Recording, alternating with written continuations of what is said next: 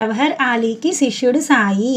ఈ కుస్తీ సంఘటన జరిగి 5 సంవత్సరాలు గడిచాయి. అప్పుడు జవహర్ ఆలీ అనే ఫకీరు తన శిష్యులతో పాటు రహతాకు వచ్చాడు. అతను అహ్మద్ నగర్లో నివసించేవాడు. వీరభద్ర ఆలయానికి దగ్గరలో ఉన్న బయలు ప్రదేశాన్ని ఆ ఫకీరు ఎన్నుకున్నాడు. అక్కడ తన మకాం వేసుకున్నాడు. అయితే ఆ ఫకీరు నిజంగానే గొప్ప అదృష్టవంతుడు.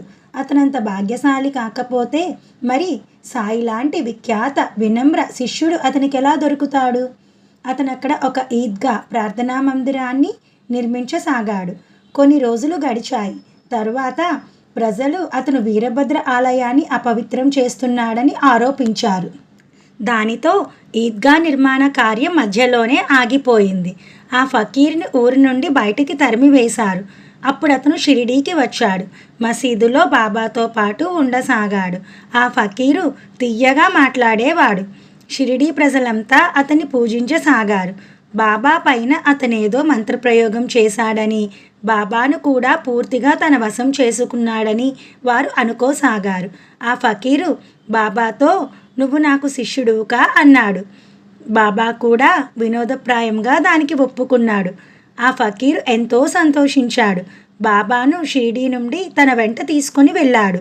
బాబా లాంటి విశిష్ట శిష్యునికి జవహర్ ఆలీ గురువయ్యాడు.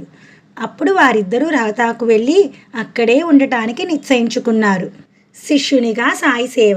ఈ గురువుకు తన శిష్యుని శక్తి సామర్థ్యాలు ఏవీ తెలియవు.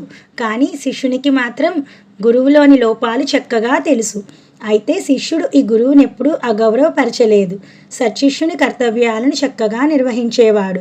గురువు నోటి ద్వారా ఎలాంటి ఆదేశం వచ్చినా అది సరి అయినదా కాదా అన్న విచారణ చేసేవాడు కాదు. దానిని వెంటనే అమలు పరిచేవాడు.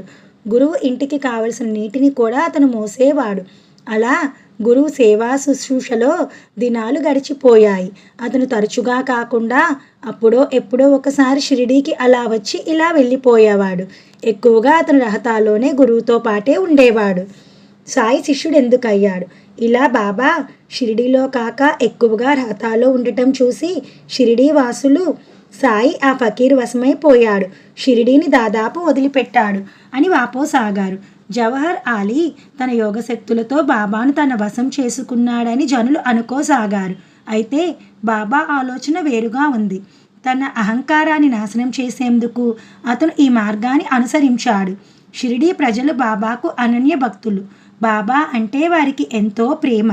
బాబా తమకిలాగా దూరంగా ఉండిపోవడం వారికి ఏమాత్రమూ నచ్చలేదు. జవహర్ ఆలీకి బాబా వశమైపోవడం చూసి వారెంతగానో ఆందోళన చెందారు. బాబాను అతను ఆధీనం నుండి ఎలా తప్పించాలా అన్న విషయం గురించి గంభీరంగా ఆలోచించసాగారు. బాబాను తీసుకుని వచ్చే యత్నం. షిరిడీ నుండి కొంతమంది భక్తులు రహతాలోని ఆ ఈద్గా వద్దకు వెళ్ళారు. ప్రబల ప్రయత్నం చేసి ఎలాగైనా బాబాను అక్కడ నుండి షిరిడీకి తీసుకురావాలని నిర్ణయించుకున్నారు.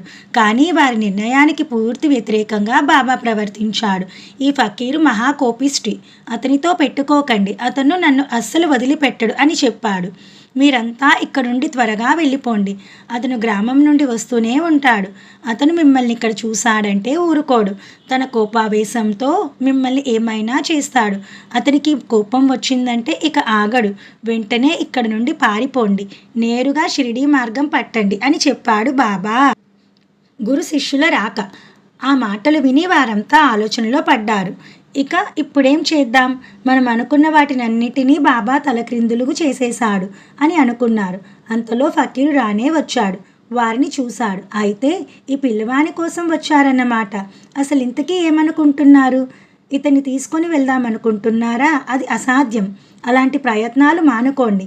పైకి మాత్రం అతను అలా గట్టిగా నొక్కి చెప్పినా చివరికి అతను ఆ గ్రామస్తుల ఒత్తిడికి లొంగిపోయాడు.